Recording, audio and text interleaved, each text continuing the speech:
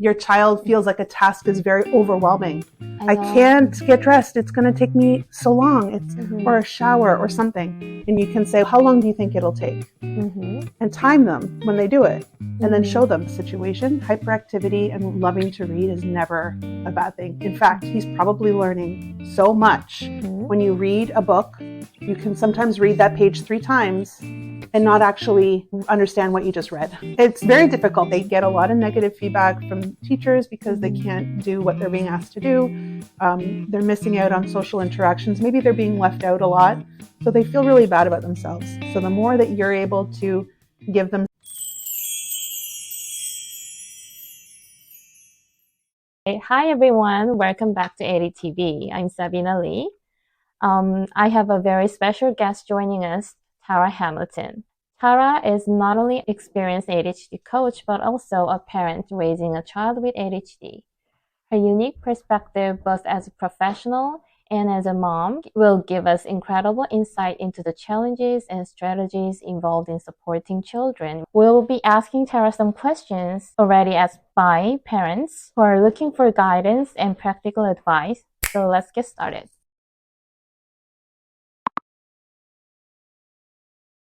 Hi, Tara. Hi. Hi, how are you doing today? I'm good. How are you? Good, thank you for asking. So thank you so much for being here with us. I know you have an incredible story to share. Could you start by briefly introducing yourself and telling us a bit about your journey as both an ADHD coach and a parent?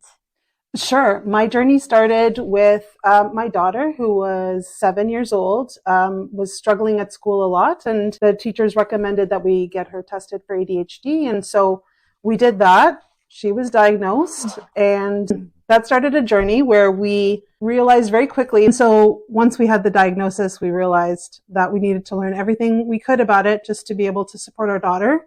And so that led me on a journey where I became quite knowledgeable in the space and started speaking to other parents and supporting them and realizing that this is actually a passion. So I really wanted to help out more parents and provide a lot more support. So that has led me on this journey into parent coaching. That's amazing. You're helping Korean moms too. Yes. Right? Well, I'm very excited about that because as I told you, when I was in my 20s, I went to South Korea at 5. Oh, really? So I was there for just over a year in Daegu teaching at an academy. So I'm very excited to be helping the community. So I'm sure our viewers will find your insights incredibly valuable. Let's dive into our first topic. Let's do it. Yes, is raising ADHD kids. So I collected some questions from South Korean moms. The first question is, what guidance can be given to an ADHD adolescent, 13-year-old, who struggles with food and spending impulsivity? And what can be done when the mother frequently breaks daily rules related to high-calorie food and impulsive spending? Yeah, so this is a tough one. What I wanted to say is that, you know, when we raise our kids, we're raising future adults. And so especially now that the child is 13, getting close to adulthood, and he's really at a perfect age to have conversations with him about things that might be hard for him, meaning impulsivity around food and spending. And so if his mom isn't the best support, maybe someone else in the family can help him, or a teacher, or, you know, some other member of the family. But ultimately, what would be important for him is teaching him the life skill of understanding what his goals and what he wants to achieve are, because that will give him that moment of pause, hopefully, before he eats or before he spends. Will this help me with my future goal? And again, it's a learning curve. So it'll be baby steps. Yes. So the first thing is understanding, like, do you want to feel good in your body? Do you want better sleep, or do you want better health? So then when you are going for the chocolate and all the treats, or, you know, eating twice as much food, how do you feel after? Sometimes it's just conversation and getting that thought process and baby steps. He'll start to do it in the moment and maybe make better choices. So I agree with that. So I'm also teaching middle school students, like the same range of ages. Sometimes the parents think that they are not old enough to have a deep conversation, but actually they understand what's good for them. You know? So I think setting the goals and we treat them as a future adult. I think that's a really good point. I think it's especially important for ADHD kids who may have less self-awareness. They may not be able to understand how their body is feeling. They may not be able to understand that they're tired or that they have a tummy ache or that something is off. Because it's some kids, every ADHD kid is different. So this may not apply to everyone, but my daughter is one where she doesn't understand how her body feels. She just feels off, irritated, angry, frustrated, but doesn't know that it's because she's hungry or that she's tired. And so it does take a lot of conversation to help them take a minute and think about how does their body feel. And really, like at 13, you want to be starting to do that because very soon they're going to be out of the house more than they're in the house. That's right. Making decisions for themselves. And the more that they can think through it, the better prepared to make good decisions. Good advice. Yeah. Okay, let's move on to second question. Yeah. I am raising a 9-year-old boy diagnosed with ADHD. After receiving an ADHD diagnosis, what steps are usually taken for treatment and support?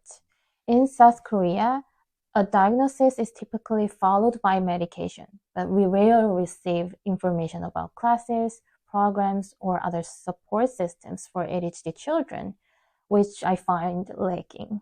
Yeah, this is such a great question. I think that in Canada, I'm sure in most places, the first treatment option you're given with a diagnosis is medication. I think that there is definitely benefit to the medication.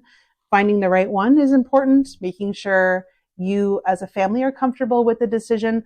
I don't want to speak too much about medication because that's not my space, but I will say that's usually the first thing that's offered.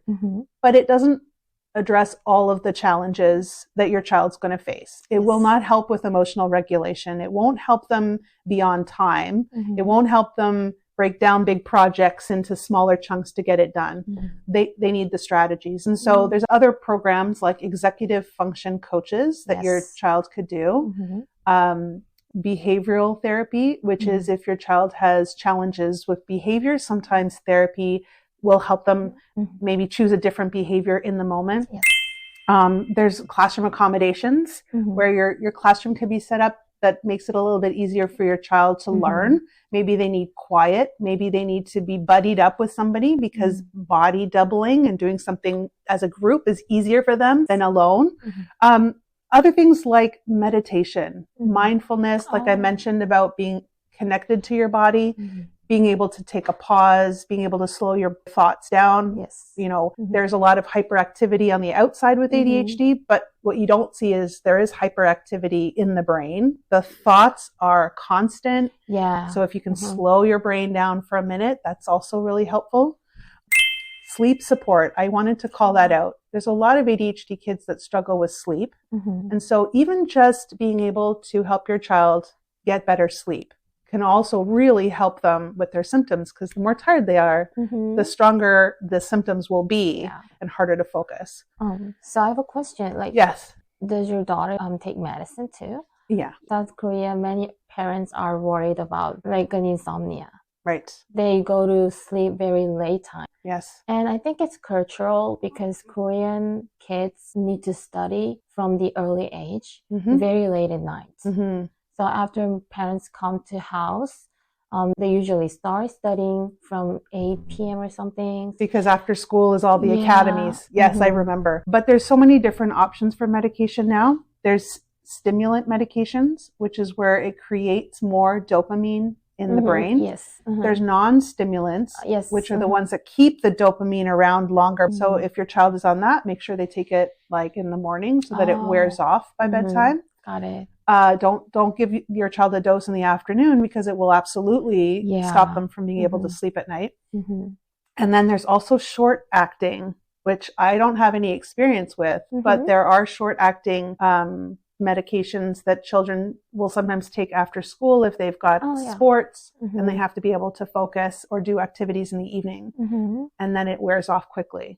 So it's all about talking to the doctor and figuring out when does your child need to focus. It's never going to be perfect the first time. It's trying different things.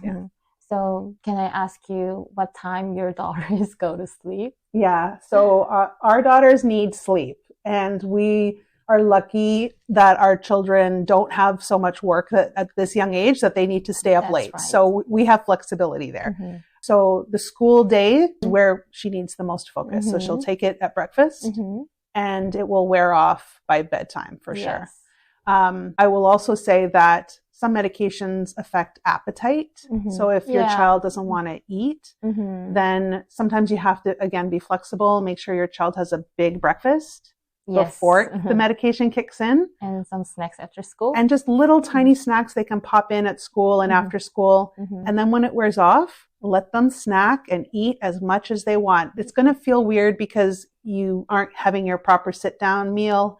You know, at least in Canada, there's sort of this structured meal time. Oh, yeah? And then snacking afterwards is not really Mhm. accepted in some families. Oh, I didn't know. Yeah, but you're going to want to make sure that if your kid is hungry, even at bedtime, Yes. let them eat because Yeah. you want to make sure that they're getting their calories That's what that they I need. do too. Exactly. Just Yeah. let them graze. We call it Mhm. grazing. Yeah. Like just eat all through the evening until bedtime. Oh, yes. About executive function, I think it's really important, but Mhm. many Korean people don't know about it because Yeah. I think there are little research about it, I think. So can you explain Yeah. a bit about executive function? Yeah, absolutely. Executive function is in the front part of your brain. Mm-hmm. It's usually the last part of the brain to develop, right? In humans, right? Mhm. Imagine it's the CEO of a company. Mm. This is the person in charge Yeah. of your brain is your executive function at the Mm. front. So if you can imagine, and this is what I like to say, an ADHD brain is like a company without a CEO. Mm. Every department works perfectly fine. Your child's brain is absolutely perfectly fine. In fact, it's probably in a lot of cases smarter Yeah. than other brains, right? Yes. But it doesn't have the CEO in charge, Mm. which means messages are not going to the right place. Mhm. Things are not happening when they need to happen. Nobody's watching the clock. Nobody has any idea when things are due or what needs to happen. Everybody's in chaos. There's a lot of noise happening. Mhm. And so executive function coaches are that will help your child to find strategies Yes. that will break down the work Mhm. and what needs to be done into very tangible things. So if I can Mm. give you some examples of what an executive function coach might suggest. Yes. They might say, instead of having a calendar on your phone, Yeah. everybody has a phone. Mhm. It's really hard for an ADHD brain to see ahead. It's just a Oh. list of everything with no concept of time. It's just a date activity.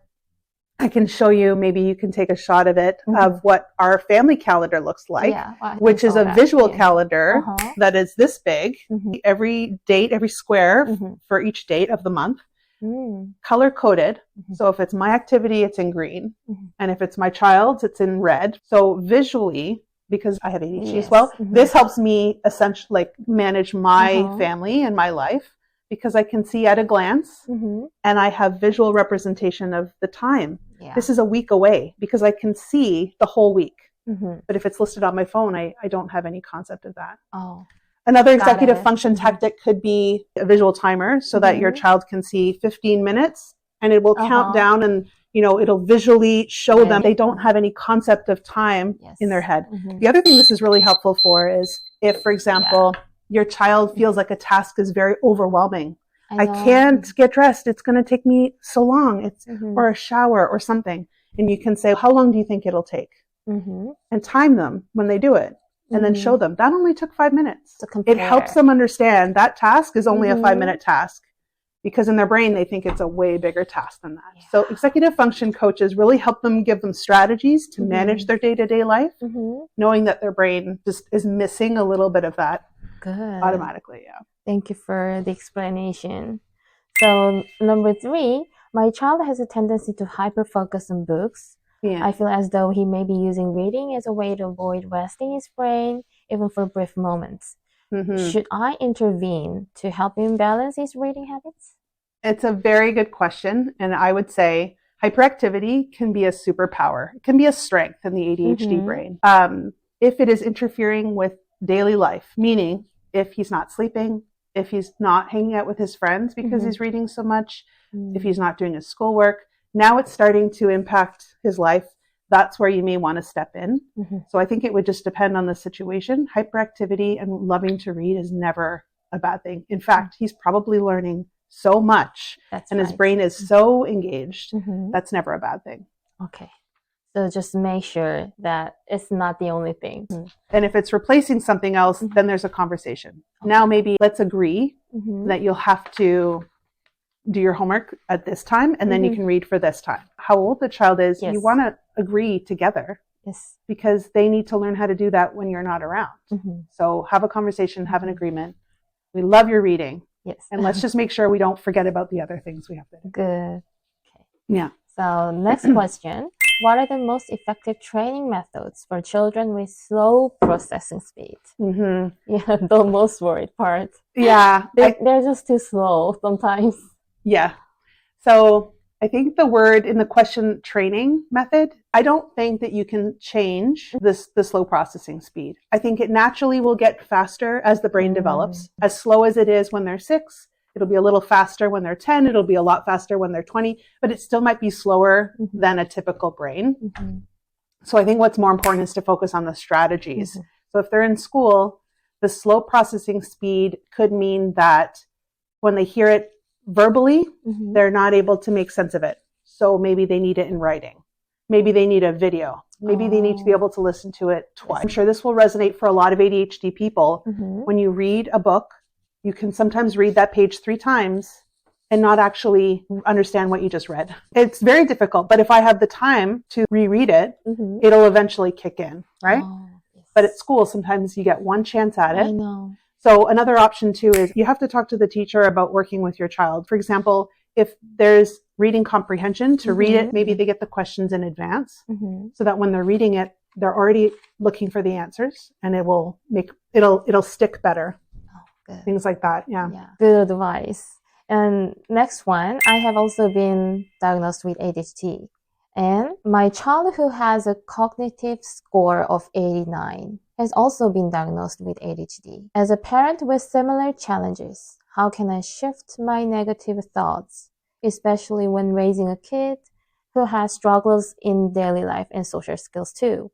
I constantly worry that in South Korea, where social expectations are really high, my child will be isolated from peers and society. Yeah. I have a lot to say about this one because I think it's a challenge for everybody. And I would say, even at my age, it's a struggle. I'm very aware of the fact that I feel like a part of my brain is missing, that part of my brain that helps me be social.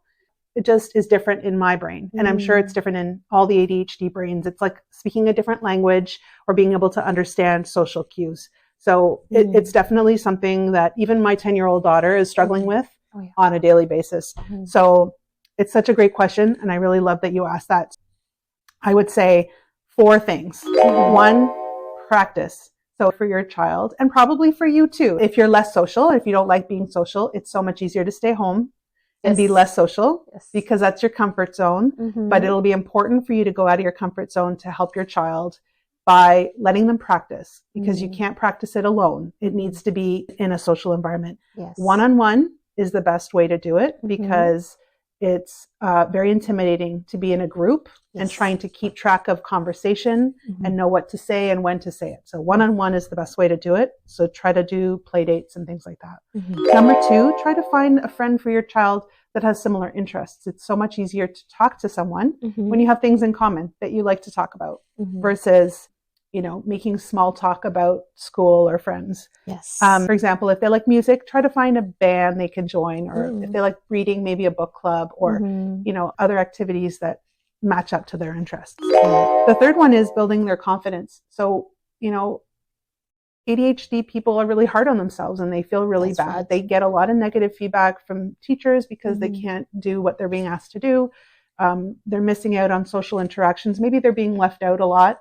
So they feel really bad about themselves. So the more that you're able to give them some positivity at home and say things like, I really love hanging out with you. Oh, this is so much fun. I love playing with you.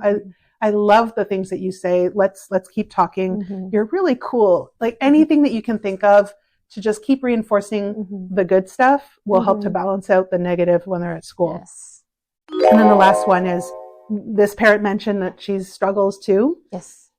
So if she's willing to try to overcome herself, but let her son see that. Be open about it. Like, I'm really struggling with friends too. So I'm going to join this group. I'm going to try to make a friend and be open about it so he can see that he's not alone.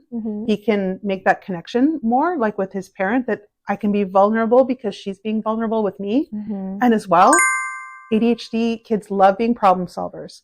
So if she's struggling and goes, I don't know what how can I talk to this? He will want to help.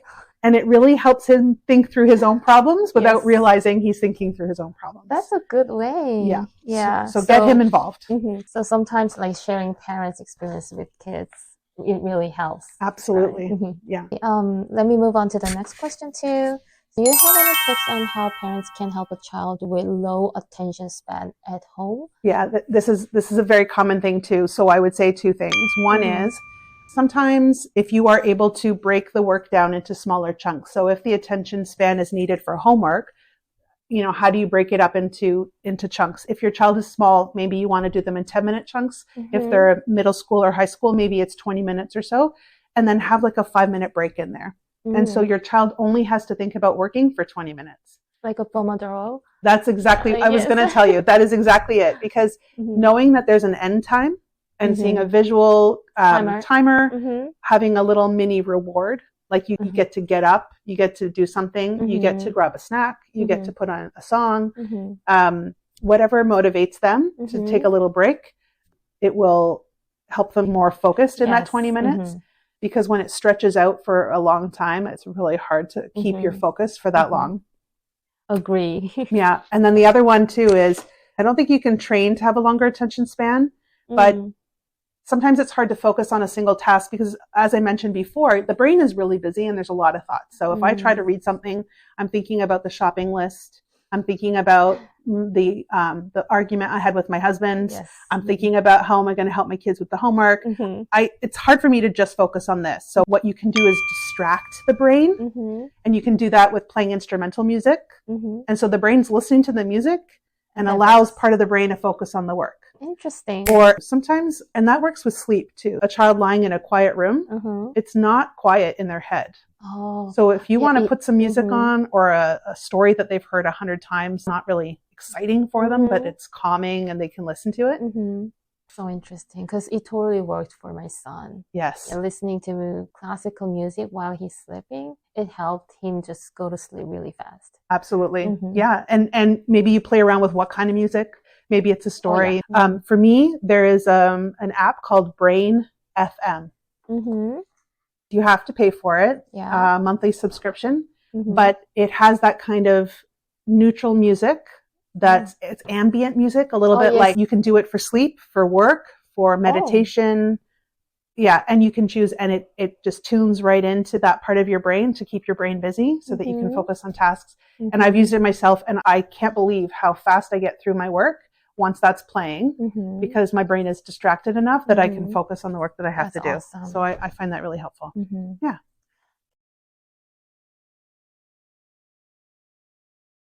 Okay, thank you.